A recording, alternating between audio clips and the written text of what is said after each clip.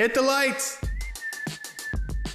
You've discovered the Halfwatt podcast. We want to educate and entertain by tapping into the most trusted source of new technology, the ones installing and innovating it. You, the tradespeople that build from the ground up. Join us as we talk with industry leaders, veteran contractors, and even some young blood. Wow, Mike, it is so good to meet you. I'm a big fan. My pleasure. And thank you for coming on the podcast. My pleasure. So I'm also an instructor, and the podcast was the Halfwatt podcast is sort of dedicated to obviously limited energy folks here, and that's sort of what we were after. And but it opened up to any electricians. We certainly we're gonna be exclusive. But I also teach for IEC here in Oregon, and I've used your materials and talked about. We've gone to your website and done the sample questions to show students, the code and talk about stuff like that. But I'm really thrilled to meet you. Thank you. And I'm Mike myself, by the way. I'm honored to be here. I'm glad to participate. Whatever I could maybe do that maybe can make a difference, that would be cool. Yeah. Well, so I looked at your bio, and I had no idea that you were a water skier and a mountain biker. And that is really cool. Yeah, I'm very passionate about sports, and I like aggressive. Apparently, I'm an adrenaline junkie. I'm nice. 72, and I'm a very big jumper in mountain biking, jumps, drops. I'm more of a downhiller. I'm not a cross-country biker, and I just what I am. So now, are you in Florida? Or are you? In Mexico. You see the background here? Yeah. Those are it's in my backyard. So where is that again? Mexico. I live in Santa Fe, New Mexico. Oh, Santa Fe. I've been there. That's beautiful. Yeah, it's beautiful. It is. So do you have two residences, or you just live in Santa Fe full time? No, we live here. Pretty much, we live here, right? Pretty much, we live here now. Nice. Yeah, I've been in New Mexico. I had a uncle that lived in Taos, and so I got to see Santa Fe when I was a kid. It was beautiful there. Yeah, it's a lovely area. I love New Mexico for the sport that I'm in. It's a very good venue. So you obviously don't have any. I bike as well, but it's a road bike thing. I work up at a hospital, so it's a easy way to commute, and it's Definitely not jumping. I haven't done that. I do equestrian sports, but that's that's the horse doing a lot of the work. So tell me, you got into this 40 plus years ago, and you became an electrician and saw a need to start teaching, and you've obviously developed a lot of really good teaching skills. Yeah. Tell me about your style and your technique. I have michael.com/instructor, and there is a free book, How to Become a Great Instructor. It has, I don't know, many hours of video, free. And if you were going to sum up what I do is 100% dedication to the student. Nice. Nothing else matters. And to be exactly where they're at. And so I won't say it's a long program, but I mean, it's a book, there's a video, but the whole key there is that the only reason that I'm presenting, and when I teach how to be a great instructor, the only reason the instructor should be there is because they want to be able, that person, to set that seed and to let them know that the student's potential is beyond what the student even imagined. Because most people, I'll say the trades, but let's say using that as a basis, their entire life they've been put down. They didn't have a support system, they didn't have a mentor, and they don't think a lot about themselves, and they don't expect much from themselves. Well, a great instructor knows that's not true. Right. And they know that if we can instill certain values in the student and help the student understand that this electrical industry is so vast. You can get into programming, you can get into management, you can get into technology, you can get into residential, commercial, industrial, get utilities. a person getting in the trade doesn't really know where they're going to be 5 years or 10 years or 20. Surely Mike Holt did not expect, I've been doing this for 50 years, did not expect to be doing what I'm doing. Oh. And so the expectation is that the instructor is there to allow that student to know there's so much more that they can achieve, and it can be done. That's an excellent philosophy. It really is. That I know I'm looking up at the screen to see you and not at the camera. I'm driving myself crazy. But that's an excellent philosophy. I've talked to my apprentices when I teach them. One of the things I do is I go around the room and I say, I want everybody to introduce themselves. What you did before you got into the apprenticeship, because that's as critical. And I don't treat apprentices poorly. And who you work for now, and what you do. And we've had people that had degrees in physics and philosophy and writers and people with master's degrees, and I'm like, great. And military, I have a military background, so all these different things, and it immediately it changes the dynamic in the room. Like all of a sudden, you'll see people just, I didn't know that guy did that, or I didn't, I know you were a mechanic. That's cool, and you can see them kind of bond. And the first night that I do that, the teaching totally changes. I mean, the whole room flow changes. And anyway, we start to go into it, and I thought that I didn't think about it the way you just said it, though, where, hey, you don't know exactly where you're going to be in 5 years. And you're right, you could be, because I'm a fire alarm guy. That's where my whole specialty's been. But, yeah, it could have been access control or whatever. So you don't know what your passion. You don't know what your passion's yet. Yeah. And so you get into the electrical program, and, of course, you get a chance to meet all the other different venues that are that branch off of being an electrician. And you realize, you know what? I'm really fascinated with fire alarms or whatever situation. And PLCs, Yeah, exactly. Yeah. It seems like the whole industry, we were trying to get a different bit of, some different materials put together. And I keep saying if everything is going to be based on PLCs. PLCs are it. I mean, that's what everything's going to be based on, a PLC. So programming, languaging, and understanding how these things go together, that's the key at this point, in most of my industry anyway. Yep. So when you started teaching this, I noticed that you had fire alarm as a background. Had you done that when you started? Oh, no, I'm not a fire alarm. I'm not a fire alarm guy, and I'm not into PLCs. Just zero. I'm not a technology kind of guy. None of that interests me at all. I'm services, wiring, commercial, industrial, residential. So yeah, I never got into the limited energy world. That wasn't my world. I mean, I write books on it. You know what I mean? Of course, I understand it, but that wasn't my passion to move in. And I became an electrician. Then I became an instructor, an electrical contractor. Then I moved into more of the instructor writing, publishing business. So yeah, that doesn't really get me excited. Which is fine. Not really. Which is, there's nothing wrong with that. So in the books that you have you just written these yourselves, or did you wind up using staff writers, or did you just sit down and crank them out? Been doing it a long time. Yeah. Just one book to the next as the need was there. It was just something that the customer, the instructors and students needed. So I just evolved in that way. That's awesome. Wasn't a plan. Wasn't a plan. Wasn't a plan. You just started doing it, and I guess you really saw the need. Honestly, you must have felt like there was a need there. Everybody doing their job should know what the need is. So you just need to know, okay, whatever. It could be the customer, it could be your employer, and you need to be aware that need changes. Right. I look at every 5 years, I've evolved into a different person. I do different things. Now yes, that's interesting. Thing, but every 5 years, you really shouldn't be doing today what you did 5 years ago. Not if you're looking to be different. If you're looking like, listen, I'm happy. I'm not looking to do different. The amount of money I'm making, because compensation is a function of value that you bring to the table. Okay. If you're doing something, whatever you're doing, and you don't change in 5 years, well then, why would you be getting any more money? I mean, it's not because you're there 5 years.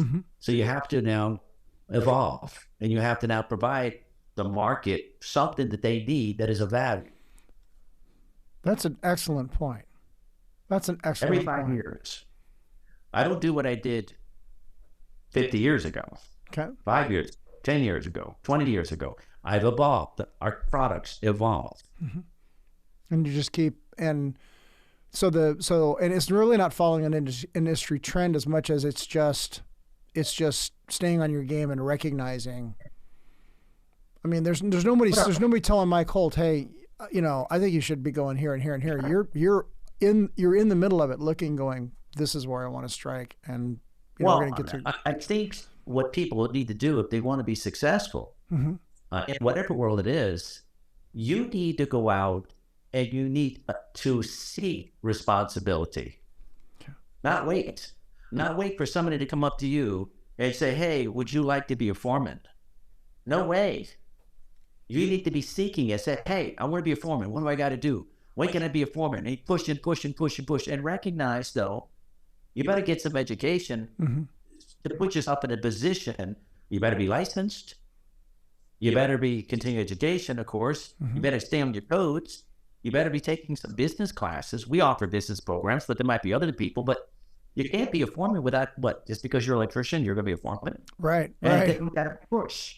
You have to keep pushing to assume responsibility. And most people, they don't push. They just sit there and wait. Now, there's nothing wrong No. I with get you. saying wherever you're at. There's nothing. Say, I like this. I like the comfort. I like the security. But don't expect to make more money because it's a trade-off, right? I mean, if you want to make more money, well, then you have to assume more responsibility. And you can't wait for somebody to come to you, which means you're going to have to go. They're not going to just show up and hand it to you. Somebody might, but the best thing is to push and to keep pushing, and make mistakes and just make a mistake and look like a fool and be embarrassed and be sick to your stomach and sleep at nighttime or not sleep at nighttime. And it's like, oh my gosh, I can't, and feel terrible. And get up. You are a guy who has experienced that. I can tell. You've had those things happen, and you go, okay, just brush my shoulders off and keep moving. But you can't grow if you don't make mistakes. Right. I saw a meme or saw something. It's like, I've been really, really successful my entire life. And it's because of all the mistakes I've made. I need to make some more mistakes. And that's true. The more mistakes you make, the more effort that you put into, the more embarrassed you are. You gain skill, you gain experience, you gain information that you never would have had. If you don't take a chance, well, then there's no way to grow. So everybody, if you watch every great person out there, if you read biographies and you find out about their history, you realize that there's a slew of mistakes they made. And with those mistakes, okay, now I know how to approach it differently. That's an excellent bit of advice. Make mistakes. Make the mistakes and move forward. I like that. Yeah. It's not a mistake. It's not a mistake. Right. People call it a mistake. It's not a mistake. It's like you didn't have enough information. It's called oblivious. I didn't know. So I don't call it a mistake. Other people do. I say, no, it was oblivious. It happened. Now that you know, now we don't want to make a mistake. Right? We did things, taking chances. Oh, gosh, I forgot. I didn't realize. No, it's okay. No big deal. Yeah, it happens. I think that's an excellent bit of advice. I wish I had followed that. I've had a basic change in career where I moved back into something that was less responsibility. And now that you're saying that, it's I'm scratching my head going, was that the right move or the wrong move? Because that's a good call. Well, the key here is that I'm a pusher. Okay, I'm 72 years old. I jump 60-foot tabletops. I do huge drops. 2 years ago, I broke 11 bones in my back and my ribs. I had a collapsed lung. I had surgery on my diaphragm. I had my liver that was injured a little bit, bruised. Wow. And when my wife came to the hospital, I told them, look, chicks dig scars, okay? Pain is temporary. Glory forever, and bones heal. This is not a big deal. 2 days out of the trauma center, I walked the 5K. Wow. 2 days after that, I hiked the 7K in the mountains. 3 weeks after that, I was on my mountain bike being very careful. But maybe that's why my fault is my fault, right? Yeah. I'm pushing the limits. I'm taking the risk. I want to just keep pushing it. There's nothing wrong. And my wife is different. My wife, no way. No, she doesn't do any of that. And so you have to learn who you are. But the most important thing is to not allow your self-worth. See, your self-worth establishes your ceiling. Okay. If you don't think that you're any good, well, guess what? You're not any good. I mean, you can't be. If you don't think that you deserve something because you just, whatever you were told, well, then you don't. I don't have a ceiling. I don't have anything that tells me that you can't do this. That you can't reach it. Yeah. I don't know that. So my point is this. If you're happy with, hey, you know what? I don't want those responsibilities. I'm 72. My wife tells me all the time, I thought one day you were going to slow down. I thought you were going to retire and be with me. Yeah, I thought you were going to be. Listen, it's not going to happen. Okay? So for me, the drive, the push, the energy, the risk, I'm happy with that. Somebody else is like, listen, I don't want any of that crap. So then they're not going to do that. And there's nothing wrong. But the key is this, be happy.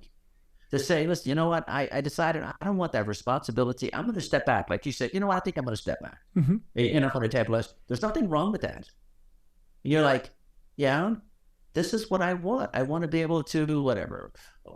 Turn wood. I want to be able to spend more time with this and that. And I do spend time. And I spend a lot of fun time. Sure. So the key there is just tell who you are. And just be, you know what? This is me. And I'm happy exactly what I'm doing. So you really, I mean, you really at some point got this, I'm looking for the right words.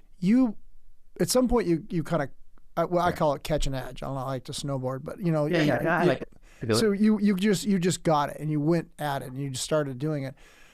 Was this at a young age? Did you start? Was this like in high school or college, or where did you just go? Where did you catch this desire to live this way? Understand, I'm a high school dropout. I didn't know that. I got a girl pregnant when I was 17. I was in a gang in Miami.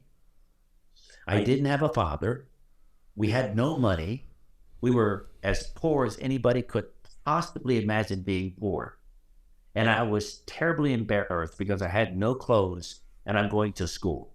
And I'm now going to go to junior high, or today what they call middle school. And I was so embarrassed.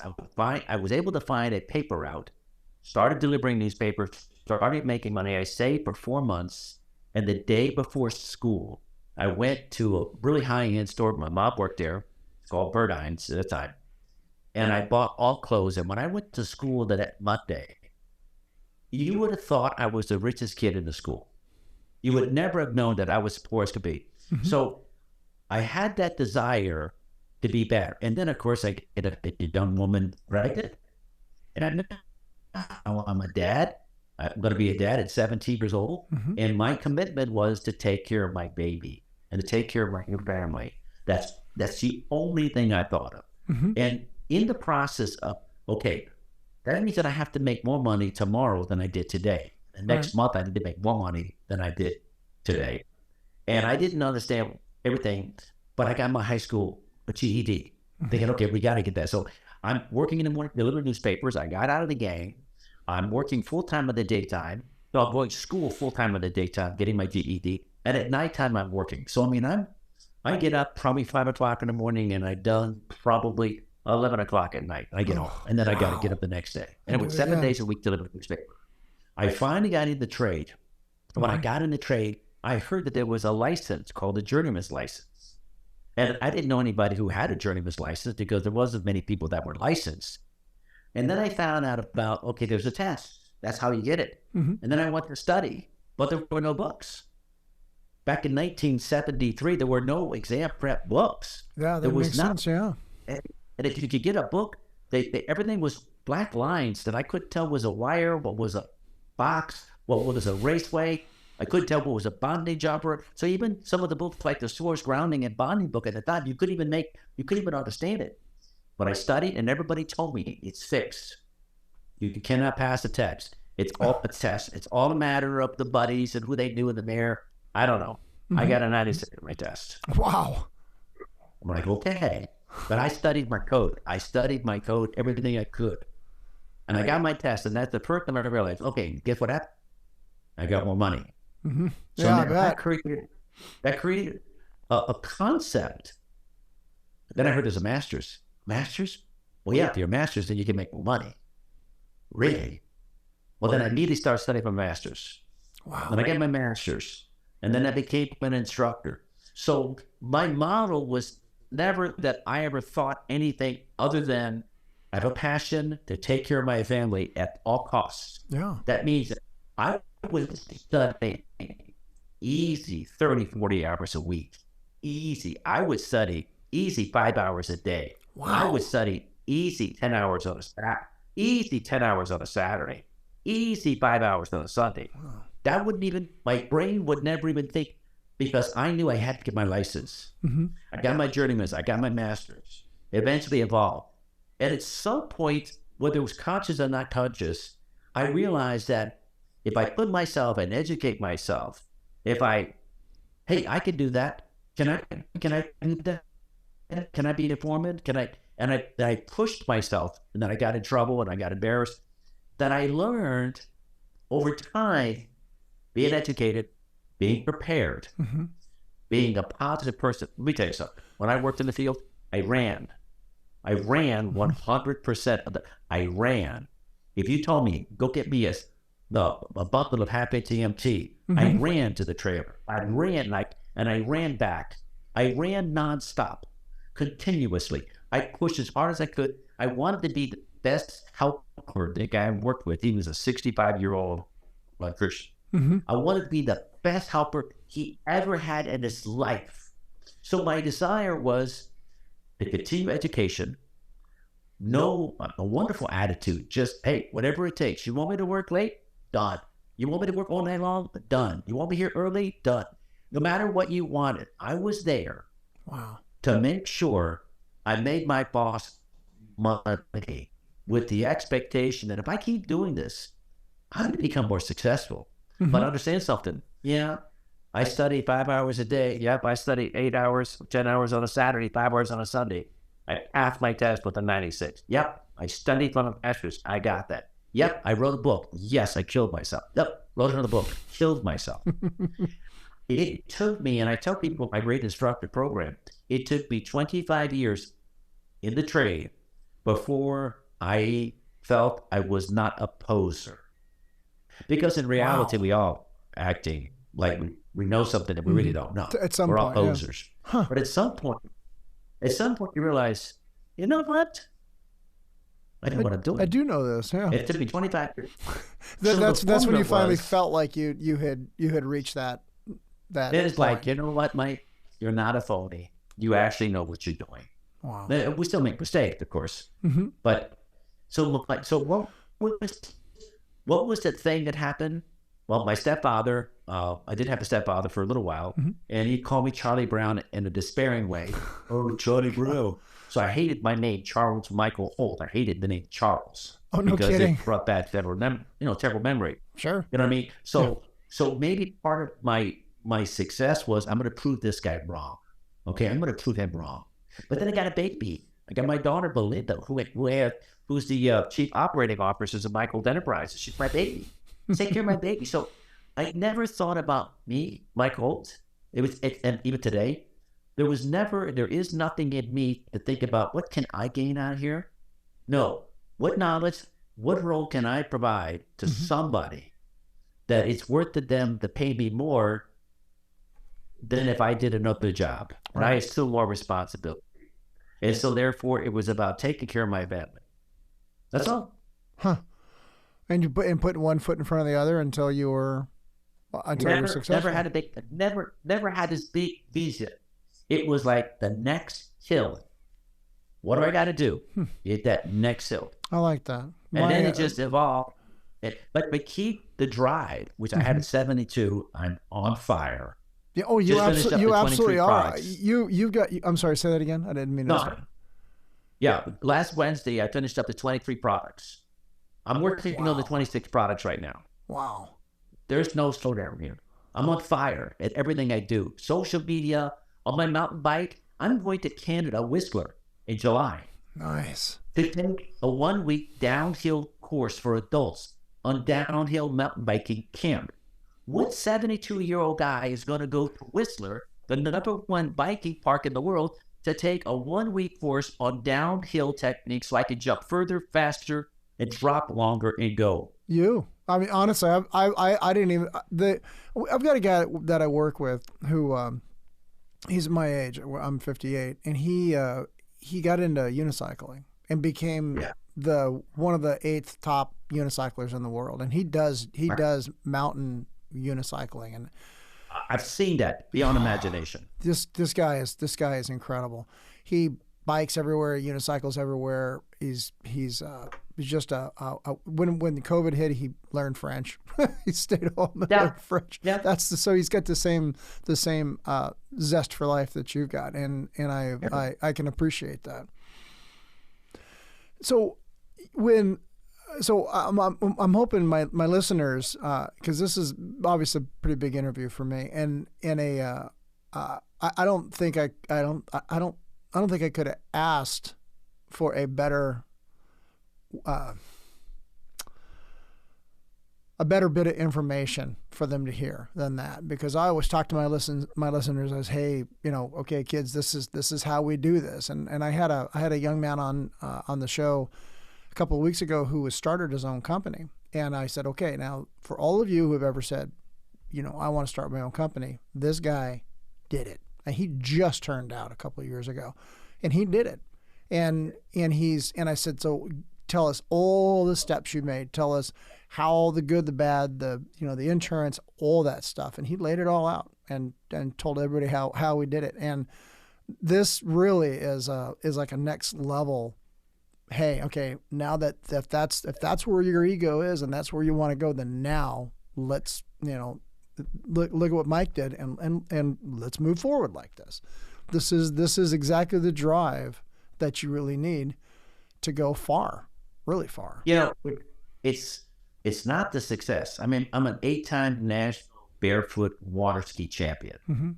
At the age of 61, I was in the pro class, which means I was one of the top 20 male barefoot water skiers in the world. Wow. At the age of 61. I was one of the top 7 in the slalom event.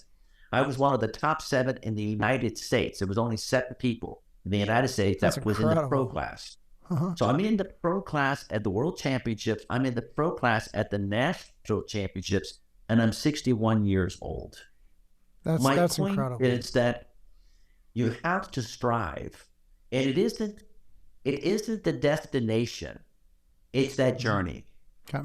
It's always the journey. If you see anything with Kobe Bryant, Mm-hmm. and I love Kobe Bryant. I just love everything about him and his mentality, that Mamba mentality, and the work ethic and everything. And he will tell you the championships are wonderful, but the best part was the drive to get to peak performance. To get to that and point. So that's what people miss, because you're not living, and it's that stress. But then again, it's okay. For some people, like, listen, I don't care about barefoot water skiing. I don't care about mountain biking. I'm happy getting up in the morning, having my cup of coffee, and I don't want any stress. There's nothing wrong with that. But the key there is that you don't complain. No, you don't say, well, I wish my life was this. I wish I had more money. No. You can't make more money without making more effort and making more mistakes and taking more risk and assuming more responsibility. Mm-hmm. You got to make a choice. Yeah, you really are making a choice. And I like what you say that, and it's okay if that's where you want to go. There's nothing wrong with that. But my wife, take everything, write down every single thing. Mike Holt, okay, mm-hmm. and then look at the dictionary opposite of all of that, and then write that down, and then it's my wife. She's the yang to your yin. I mean, she's just like, listen, go for that. That's not my thing. And there's nothing wrong with it. But the thing is, you got to be just satisfied with your molecules. Mm-hmm. You got to just say, Coach, this is how my brain is wired. This is how I feel. This is what I want. So how long have you been? So how long have you been married to her? 35 Wow. years. Yeah. If you realize your molecules are not molecules, your molecules are this relaxing, all this other stuff, guess what? Then really maximize that. Then really maximize, listen, I'm not that. I'm this. Well, then stop feeling guilty that you should be doing this. Don't feel guilty. Just say, listen, those are not my molecules. And then be able to enjoy every single day to say, you know what? This is who I am. I want to have a glass of tea. I want to watch the sunset. I do all that, but I maybe do it on a mountain bike. Okay, maybe I'm driving in there. But I mean, I do have time. I do have some downtime, not much. My point is this: you should maximize who you are, and that means I'm teaching a class. I like this class. I like my work. I like this. I like the way it's all going. I like my grandkids or my kids or whatever the case may be. This is who I am. Yeah. Let's just say, that's what I'm trying to say. Be who you are. And just be happy with that. Or realize, you know what? I want more than that. Well, okay, then get to work. Then get moving. Then get off your tickets and go. Yeah, that's okay. Yeah. Excellent. Wow. Yeah. So you must do motivational speeches as well. You have to have a motivational. I mean, if you didn't, that's a whole nother genre for you because you're good at it. Yeah, you're really good at it. You see, I have 7 kids. I didn't finish high school. Okay, I didn't. I got it. I got a young girl pregnant. I was in a gang. I had every single thing you could possibly have to justify why Mike Holt should not be successful. Stepfather, I had every single thing. When I mentor somebody. Let me tell you one thing. You could not give me an excuse why you cannot spend at least 2 hours a day studying and at least 5 hours a week, because you couldn't even give me, well, Mike, you don't understand, I got kids. Okay, dude, I got 7. Well, Mike, you don't understand, I'm divorced. Okay, I was divorced also. Well, you don't understand, I didn't finish high school. I didn't finish high school. There's not a scenario that anybody can tell me why they can't do something. Yeah, that's a good call. When I present my life and I say, listen, guys, here's what I did. Here's what I accomplished. Here's what drove me. You got to decide what you want. And you might say, you know what, now that I think it, my wife sometimes will tell me, you know, I should have gone to college when you told me I should go to college, this and that. I should have done this and that. I'm like, listen, let's be honest here. Stop all this I wish stuff. That's not really what you want. Yeah. Because if you really wanted it, you go to college today. You would have done it. You would have done it. So how about you stop regretting things in your past of your life and just say, you know what? Let me look at my molecules.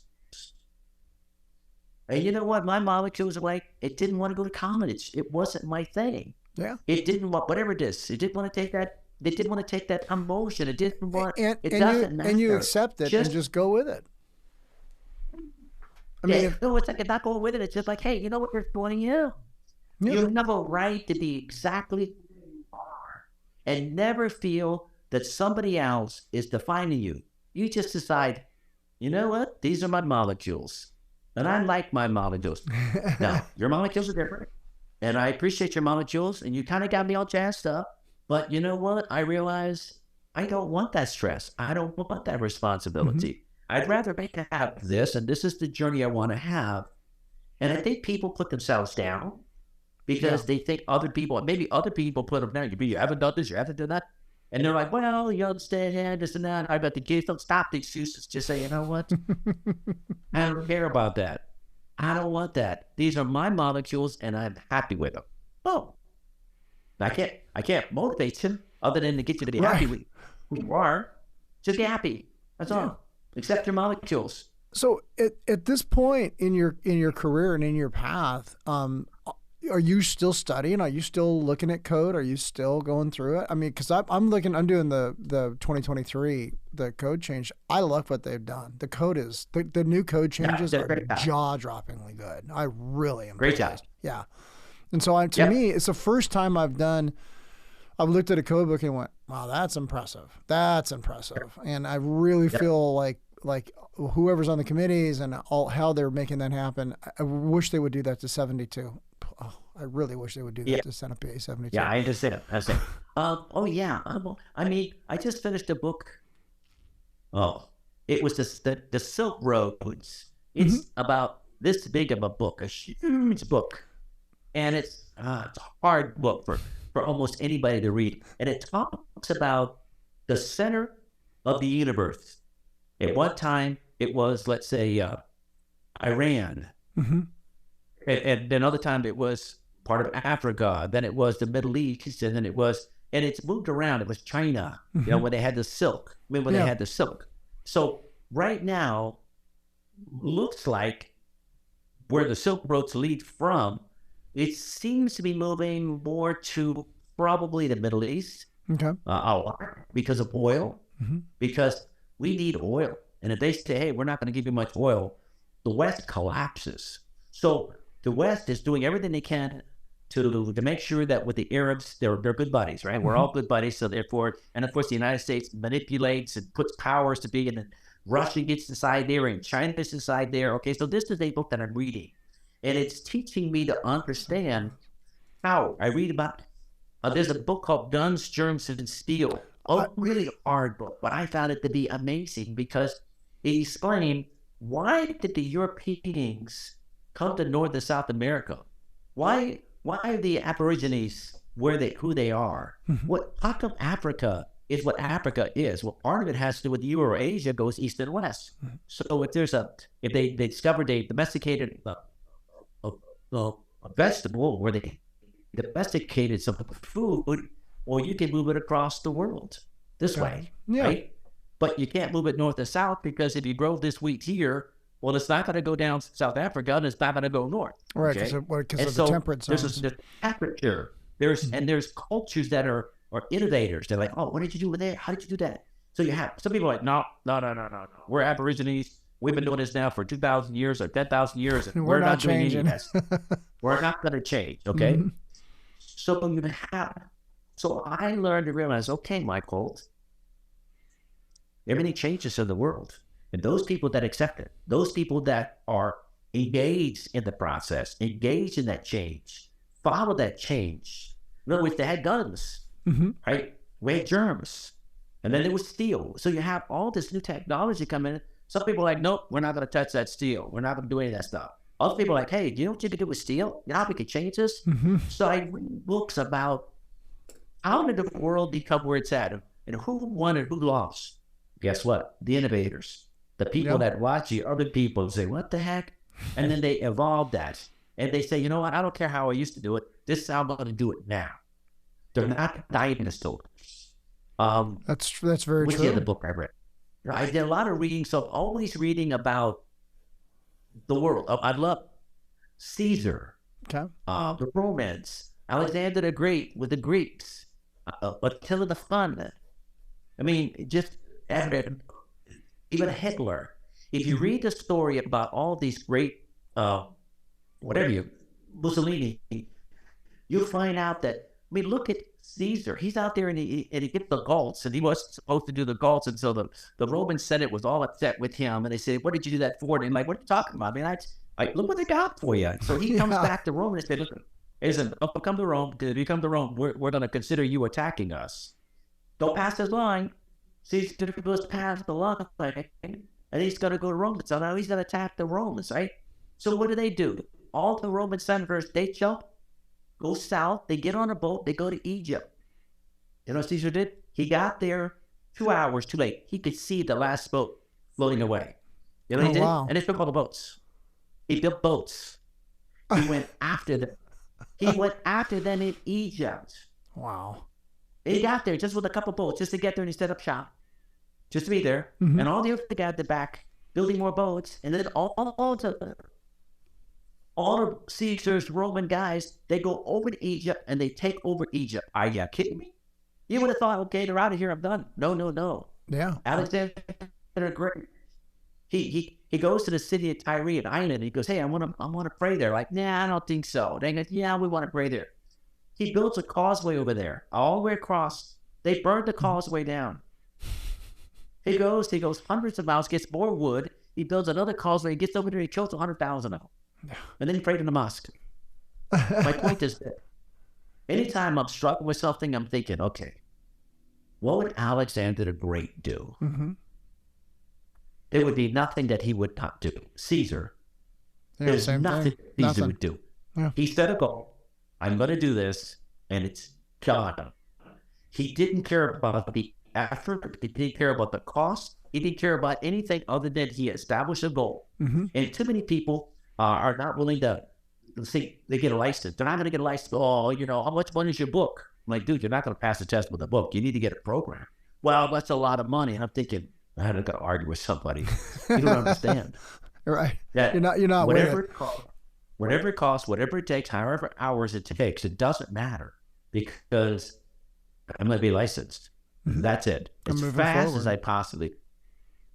So but that's, if somebody wants that, if you don't want that, then be happy with your molecules. Mm-hmm. Don't be complaining about your life. Be happy where you're at. So I'm kind of a World War II buff, and I've read a lot of books on World War II and such.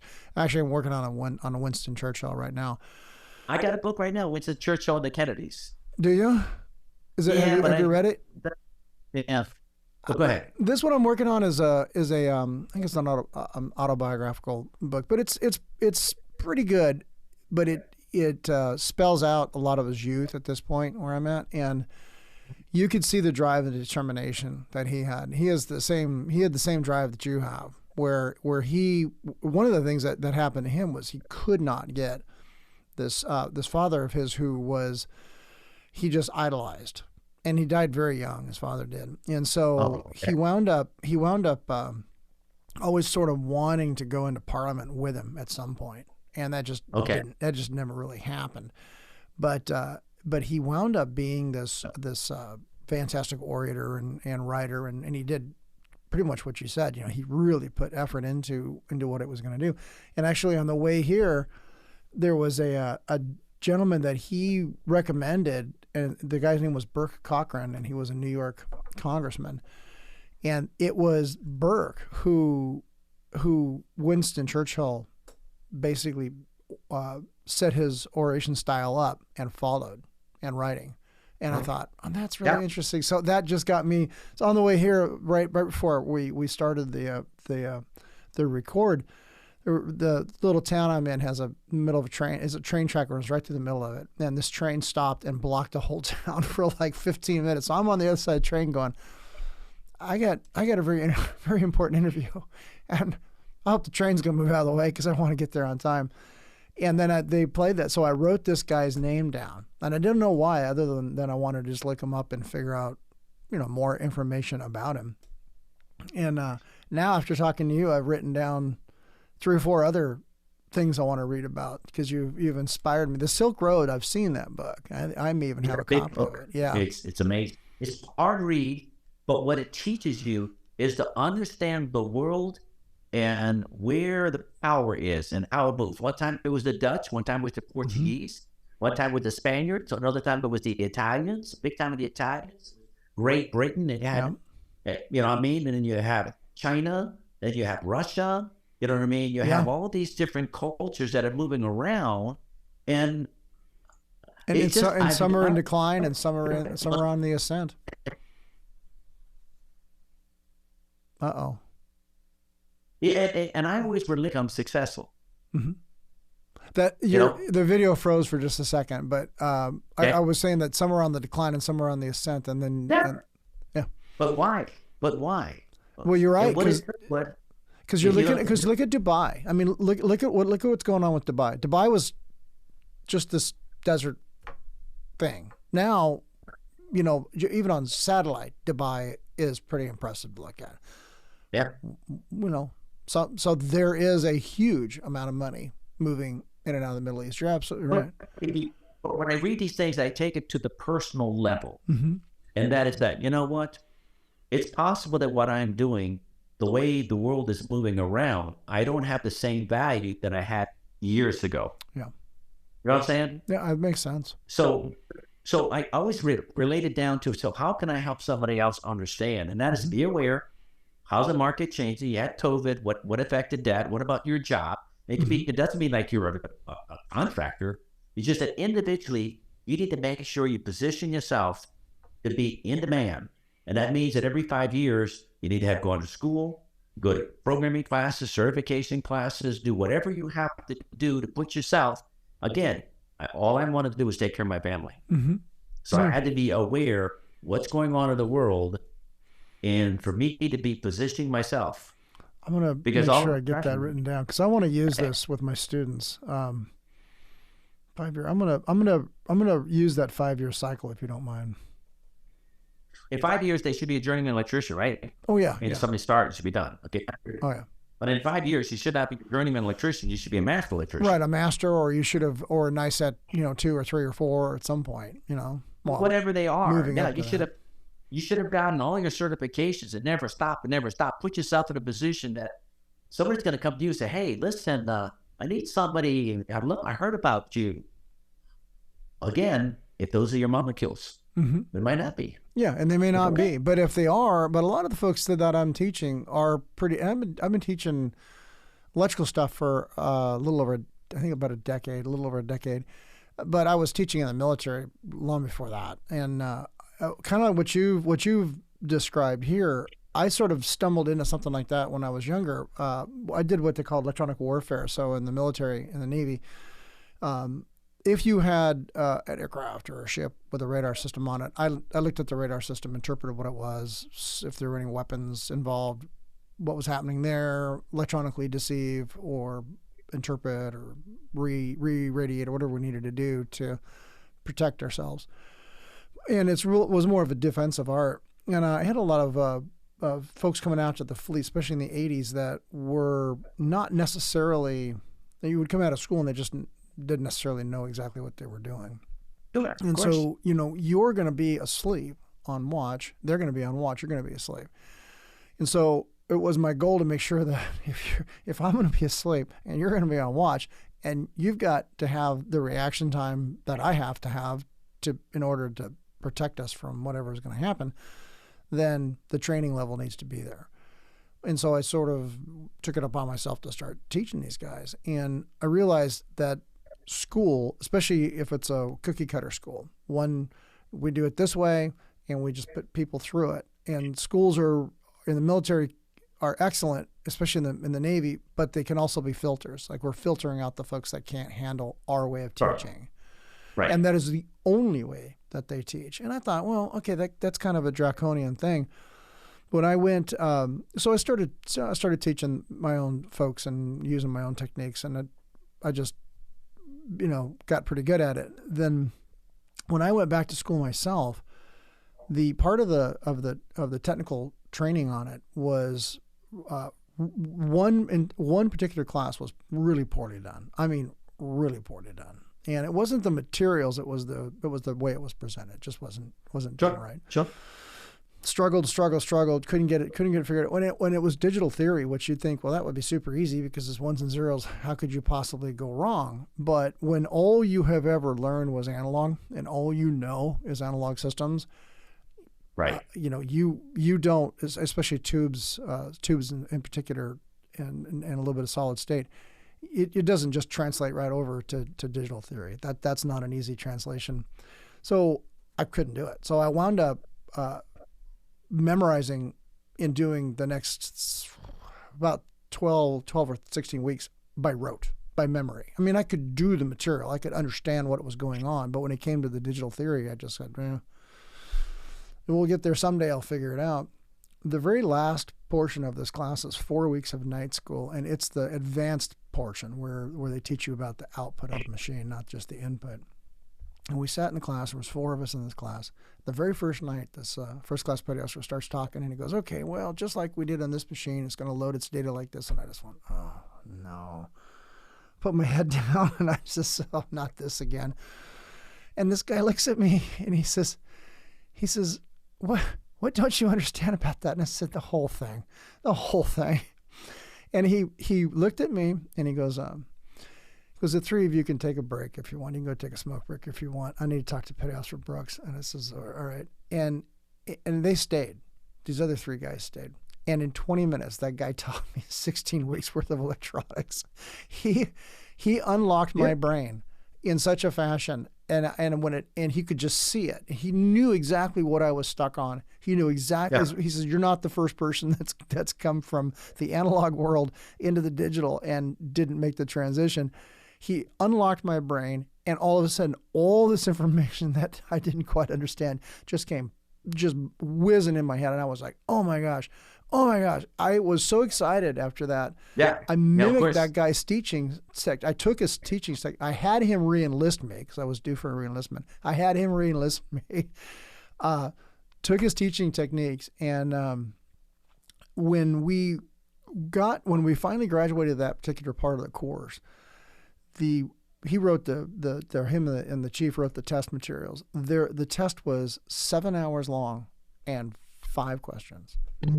Yep. And I thought, wow, that can't be right. It can't be that. It can't be 7 hours for 5 questions. I did the first question, and about 45 minutes later, I'm down. I used to be a smoker. I was down the smoke break area going, oh wow, it's going to be a good test. That test that those guys wrote you had to know every tech manual. You had to know your way through the system entirely. Everybody got 100%. I don't think anybody missed a question on it, and that I knew, because it wasn't that it was hard. It was thorough. Nothing is hard. Nothing's hard if you know the material. And nothing is hard. It's just effort. Mm-hmm. You just gotta work, and you work and you work, and you're passing a journeyman's test is not hard. True. It might take you a year of studying. 20 hours a week. And if you come from another country, or if you don't have the language, you have dyslexia, you don't have the history, it's not a big deal. You just have to work harder. You just have to work harder for it. You just all stop. Just say, I'm going to pass the test.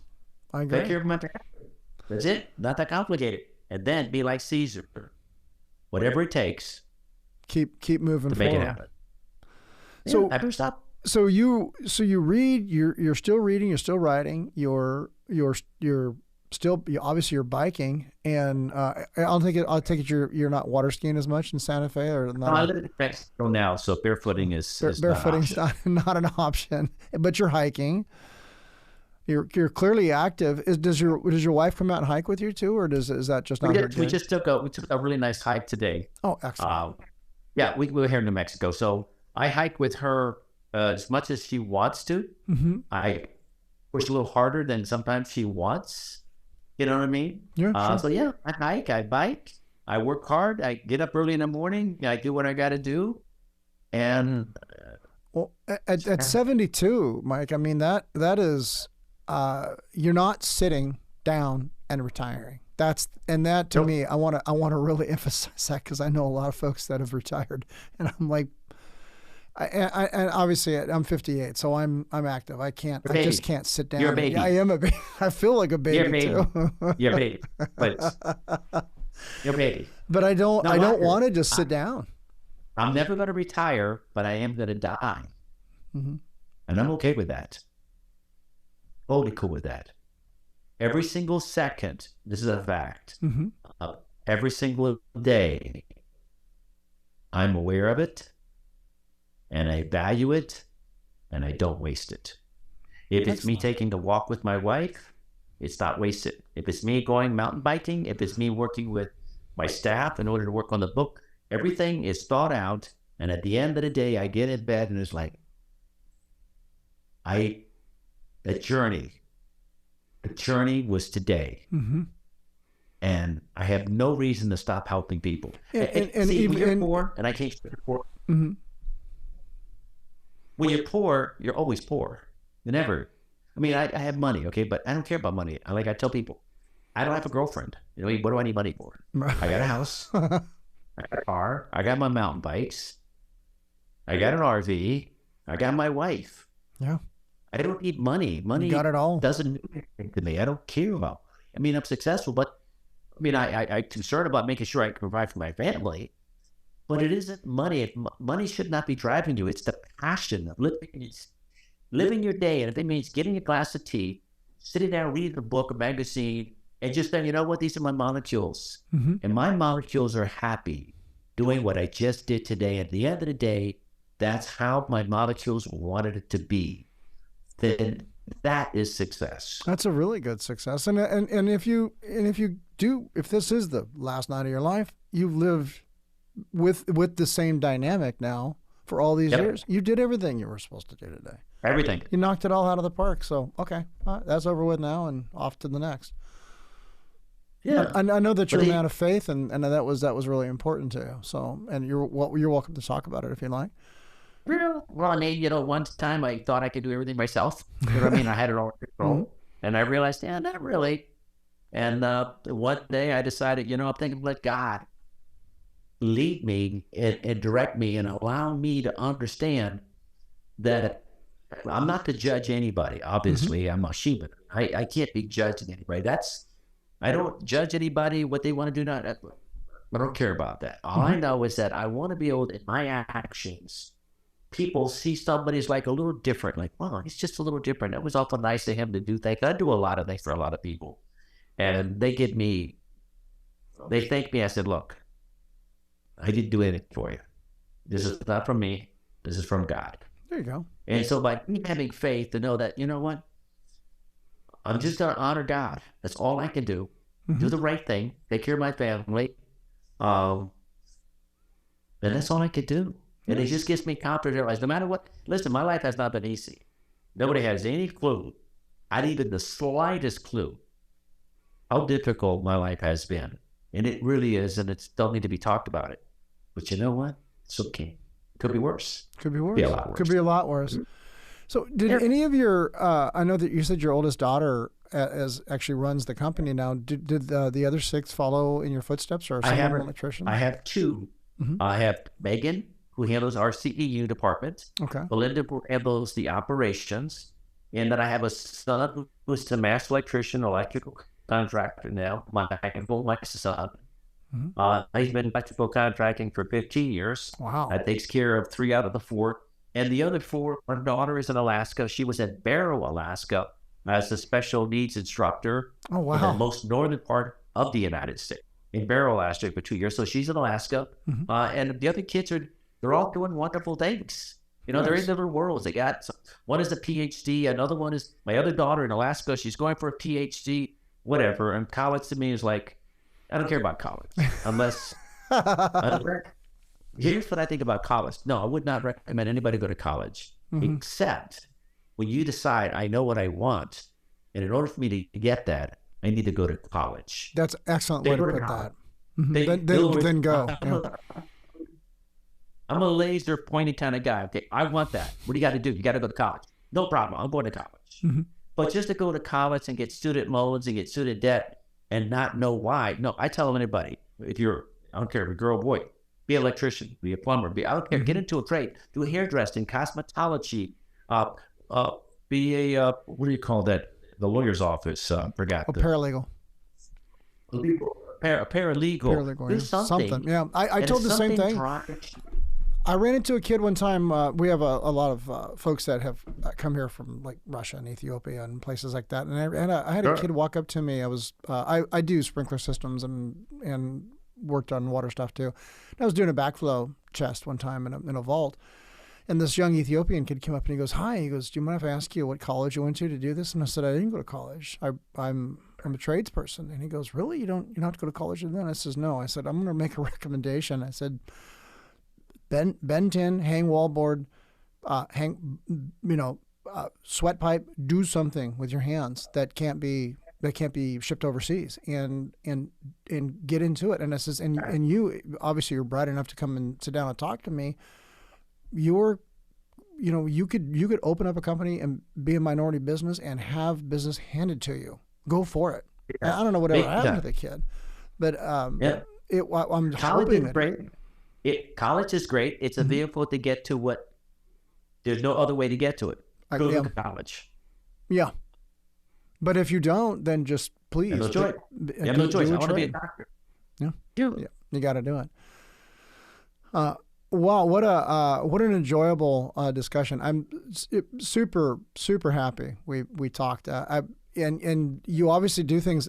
I can see it's nighttime there, so there's not even the same time zone. I really appreciate you being here and spending time with me, Mike. It's what a pleasure. I would just like to say to everybody, please do.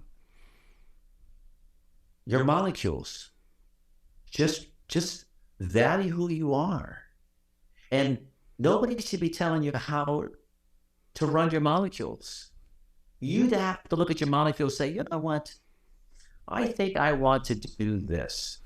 Well, then do it, because you choose on your own design. You're looking at your molecules, say, you know what? I think I want to work a little harder. I think I want to assume more responsibility. I think I want to be able to go more, whatever it is.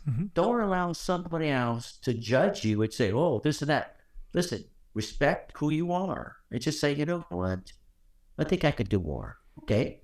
You think you get it, you do it. Or you can say, honestly, I have a daughter that she just gets fired. And she's like, yeah, I'm not interested. My husband, and I say, baby, it's okay. It's your molecules. That's just the way. Just the way it is. You're right. Just be happy with who you are. That's all. That's all I can say. Be happy with who you are. If you think you can change your molecules, or you like to get them spinning a certain way, well, then you make that call. Say, yeah, you know what I think I want to. Because the only person in this equation that can change you is you. Oh man, what a pleasure, Mike. Thank you very much. You're welcome. Awesome. Well, have a great night, sir. All right, you too. And be careful on your bike. I'm going to try. Thank you, sir. Thanks for listening to the Half-Watt Podcast. We always want to hear from you, and we encourage you to email us at halfwattpod@gmail.com with questions or even your own stories. Funny, crazy, or praiseworthy, we want to hear it all. You can follow us on Instagram at halfwattpod to stay up to date on our feed. And be sure to subscribe wherever you listen to podcasts. And share us with a friend, the best way to help us grow. The Half-Watt Podcast is a production of Now Hear This Studios.